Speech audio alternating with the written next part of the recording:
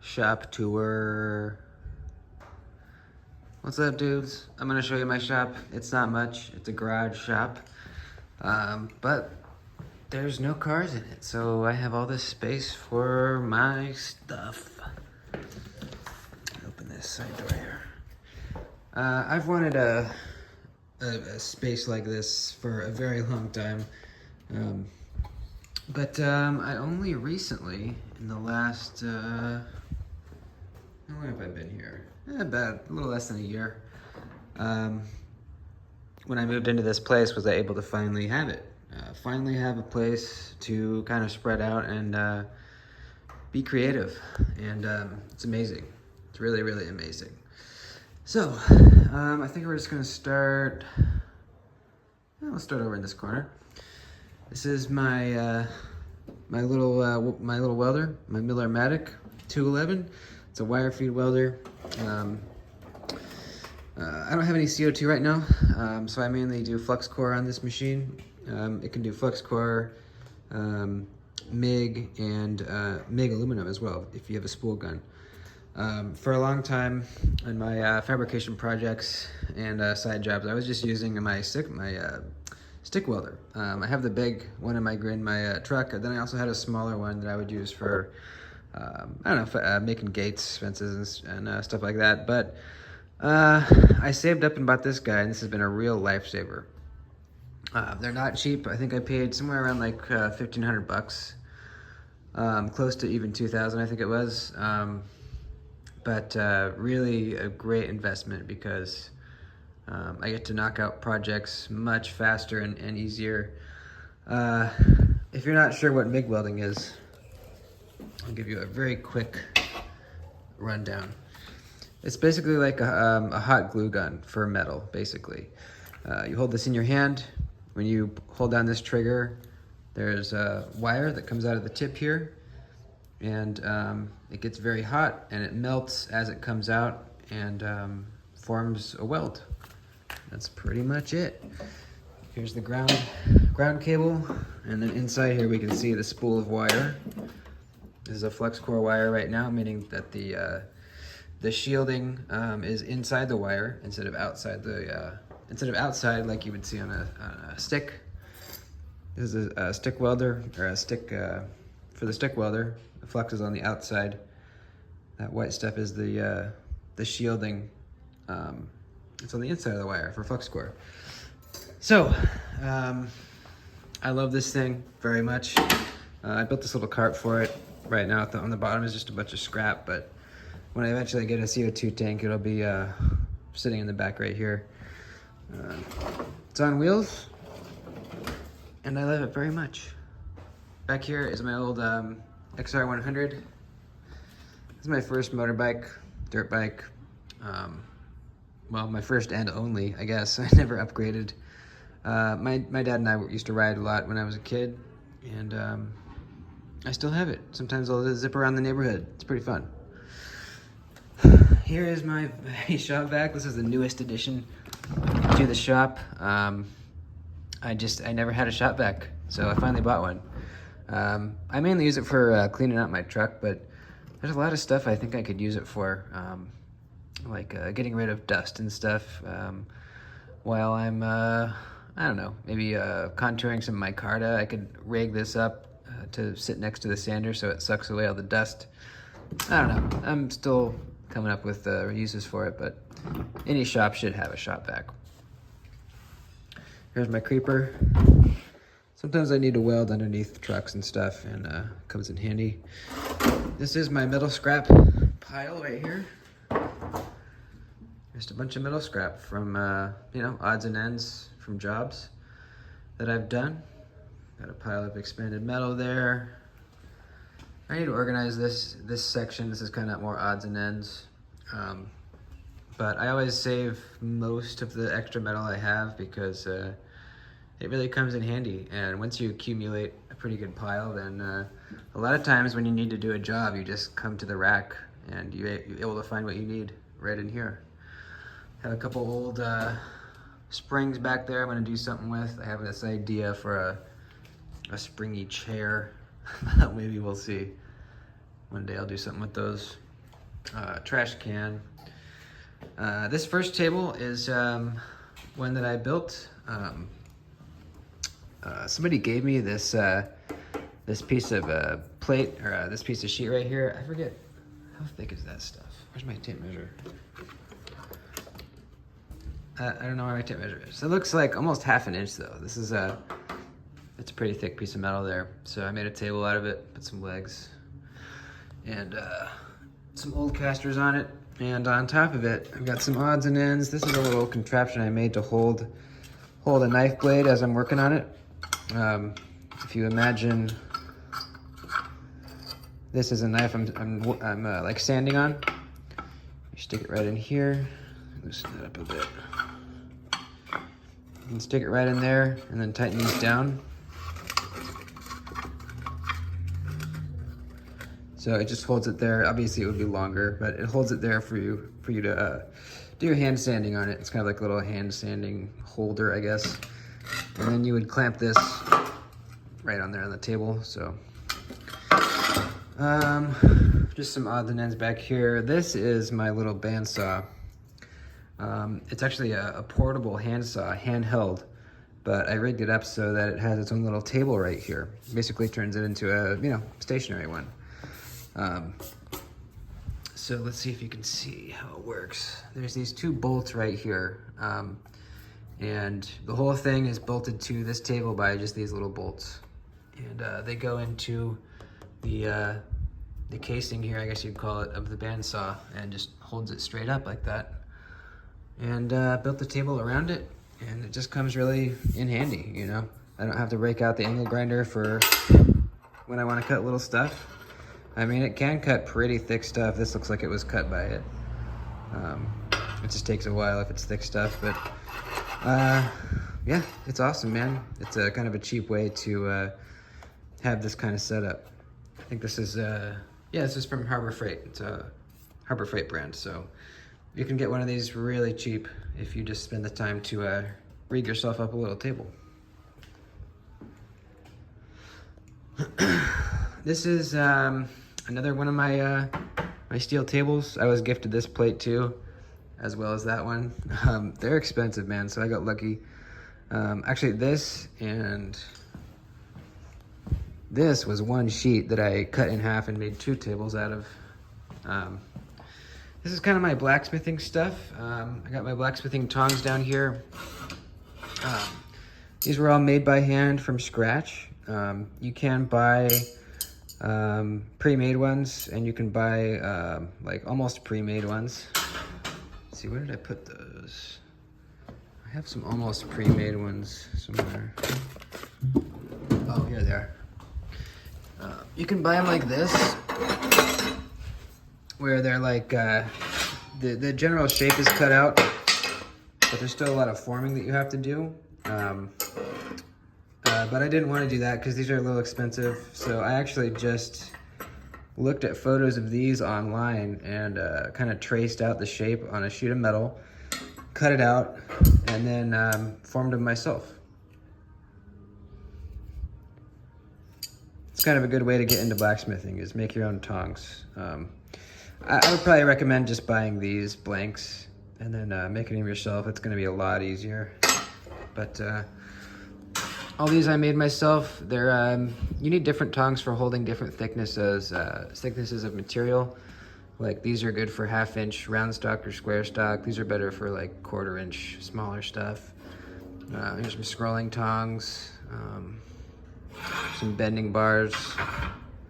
Up here I've got some homemade punches and chisels. Made all these from scratch also. I think these are pieces of an old U-bolt. They work pretty good. Some old, some rivet making stuff. Here's a box of sandpaper. This is a piece of granite my dad gave me from their old kitchen. Let me throw these away. And it's really nice to have because it's a very flat surface. So if I've got a knife blade or something, I want to see if it's truly flat. I can stick it on there and, you know, see if it's got any rock to it. It's just a nice, really soft, good solid surface to have, so it's sitting up there right now. Here's some kind of odds and ends I'm working on. Here's a little gusset that I was making for, what is that tape doing in there? I forget what it was for. It was for like a shelf or something. Made that from scratch. Here's just a little box. I don't know, it's odds and ends. Little bowl thing. Here's my file guard for making cleaner plunge grinds. What else? There's my surfboard, my Tommy Bahama chair, my umbrella. And here's my main toolbox. Get this out of the way. Most of my tools are actually on my truck. At least the tools that I use day to day. But here's some tools that I use just around the shop here. Let's see. Some kind of odds and ends, some random metal stuff I've kind of in the process of working on. Metal scraps. I got some old football cards for my collection. Here's some of the first ever knives I made, and they're really bad. Really, really bad. This one's not too bad. Aluminum handles. This one's really ugly. Holy crap. Yeah, odds and ends up here. Random hardware down here. Here's some knife blades I'm working on, I think. Let's see. Yeah, here's one I'm working on.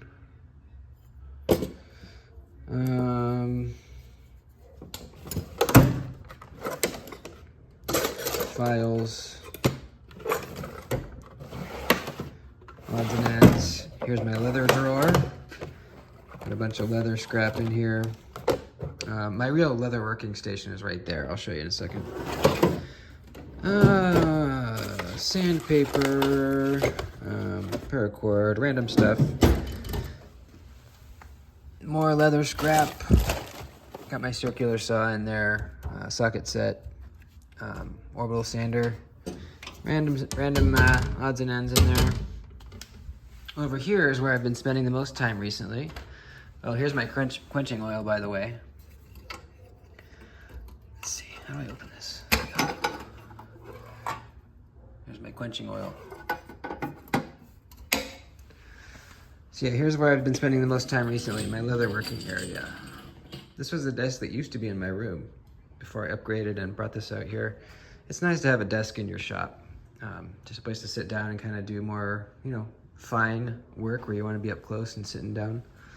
Up here is like all my chemicals and paint and stuff. So this is my toolbox for leather working.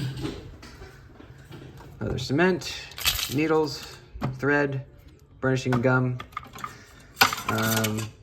punch. These I've really been liking. Bought these at the leather working supply store, and they're just for cutting thread. It's just really nice and easy. This drawer, I have some old slips I made, some edge bevelers, more thread, some sinew, some leather strips, stitch marking tool, punches, some more stamps. That's pretty much it. A little mat right here. There's a speed square. That's pretty much it. You guys have seen my my leather working video. Let's go over here. Here's my table clamp, table of ice. It's from Harbor Freight. It served me well. Get out of there. Yeah, Harbor Freight device, not bad. Hasn't broken yet. Some random things I'm working on, like little pieces of art, little wall hangers. Got some bits back there. These are these carbide bits I bought recently for putting holes in knife blades. They're like really hard bits for getting through hardened steel. Here's another little wall hanger piece of art thing here. My drill press, it's got my burnishing tool in it right now for leather working. This I picked up off Craigslist for like 40 bucks, and I use it all the freaking time. It's really awesome. It's old school, but it worked great. If you're looking for a drill press, I recommend Craigslist. I bought a lot of tools on there. Here's my big bandsaw for wood. I use these for cutting out knife handles out of my micarta or wood. I was trying to make some knife handles out of this stuff. This is like a stacked piece of wood that someone got me, or someone gave me. They glued together all these different pieces of wood, different color pieces of wood, and I thought it'd be a cool knife handle, but it ended up splitting off right here. So I don't think it would be that that durable of a knife handle if they split that easily, so I gave up on that idea. But this is pretty cool, old school, given to me by a buddy. It's pretty sweet. It's quiet, it works nice. It's got a little light that comes on right under there. In fact, no, it's not plugged in right now. Here's my tiny little belt sander. Again, Harbor Freight. I built a custom platen for it that was bigger than the one it came with. And it works pretty good. It's, you know, it's not big enough really to grind in bevels on knife blades. It would just take forever, but it's good for smaller stuff. For grinding in bevels, this is what I use, believe it or not. I use this. It's like a 4x21 belt or something, or 3x21, I think. And what I do is I clamp it upright in the vise like this, and I hold up my knife blades to it and grind on my bevels, and it takes forever. But that's all I got right now, so that's what we're doing. This is kind of my my knife modding station, sort of. I got my ferric chloride right here. Random stuff. Here's my tumbler for stone wash finishes. Again, Harbor Freight. It's got my my ceramic medium in there. Medium? I don't know. Stick it in there, turn it on. It's not technically a tumbler, it's more of a vibratory deal, so it just kind of shakes around like that. It works pretty good. Whoops. Up here's where I keep all my belts, other random stuff. Just installed this rack here for brooms, shovels, rakes, dustpan. Got another bucket here of scrap metal, my watering can, bunch of hardware. All right, let's move to the center of the room. Here's my anvil. I picked this up used at a swap meet in the desert, and got a good price on it. I don't think it's the best quality anvil. I already have a few dings and dents in it. It looks worse than it is. It's just a stain, water stain. We need to clean it, but it works pretty good. Now, before I had that, I made this from scratch. This is actually a piece of a loader bucket that I cut off and used as an anvil. It's hard steel, so it worked pretty good. I just welded it to this little stand, and it worked really well, actually. It even had a hardy hole already in it from something. I don't even know what that was used for, but it worked pretty good until I got the real anvil. I just made a stand for it out of 4x4s up on end, and held together by these little clampy deals. And it works pretty good. Here's my blacksmithing hammer, Picard, made in Germany. When I bought it, it was it's a cheap one. It was like 40 bucks, but it came with like a painted handle and a painted black head. It just looked really cheap, so I stripped all the paint off of everything, refinished the handle, and dressed the face there, and pretty good. It's cross-peen. And yeah, that's my primary blacksmithing handle, or hammer. If you've ever wondered why there's chains around anvils usually, it does keep them down to, held down to the stand, but also it's to deaden the ring. My anvil was really loud, meaning like when you hit it, it would make a really loud dinging noise. And now it doesn't really ding that much at all. That's because I have a layer of silicone between the anvil and the stand here, and that's actually a sheet of rubber. And that really helps deaden it. If I didn't do that, the whole block would be hearing me, in here. So the chain helps to deaden that as well as the rubber and the silicone down here. Here's my forge. It's a Mr. Volcano forge, made in the US, really affordable. It's a single burner. Gets pretty hot enough for what I need to do. I'm not sure if it'll get up to welding temperature, but I've never tried any welding with the forge. So forge welding, by the way, not arc welding. Yeah, it's awesome, man. I think it was under $100. The only thing is you have to do this yourself. It comes with all the stuff you need to put this coating over the refractory. It almost looks like wall insulation that you put this stuff on and it hardens over it. It's actually starting to crack a little bit right here, but that's all right.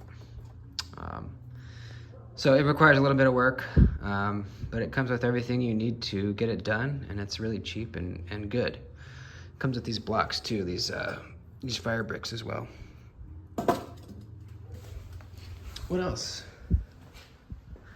That's kind of it, I think. Got some stuff on the wall. This was my grandpa's welding hood. He was a welding teacher at one of our local high schools, as well as a wood shop teacher. But this was his hood. Didn't have auto darkening back then, so it was just a flip lens. Here's your clear, and then when you want to weld, you had to flip that down. Pretty cool.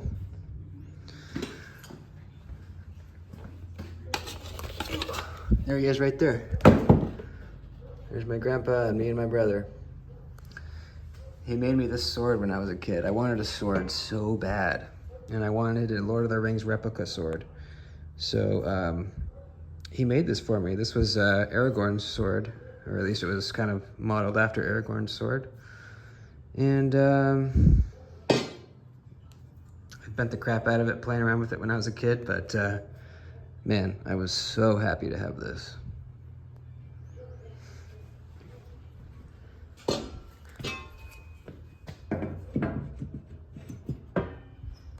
That's pretty much it. One of these days I'll do a tour of my everything I've got in my truck. That's it, folks. Hope you enjoyed. I have a word of encouragement. It might seem like a lot of stuff, and if any of you guys are kind of wanting to get into welding or any kind of like crafty kind of building kind of thing, blacksmithing, knife making, any of that stuff, leatherworking, and you need a lot of tools, don't worry, just kind of slowly accumulate the stuff that you need. Say one day you need one specific tool, go get it if you can, or save up for it, and just kind of do that. Just start working, and as you need a tool, go buy it or save up for it. And before you know it, you'll have everything you need to do almost anything. So just slowly build up. You don't have to worry about getting everything you need right away. Just get the bare minimum and just start working, and you will accumulate a bunch of stuff after a while. So that's it. Hope you guys enjoyed. See you next time.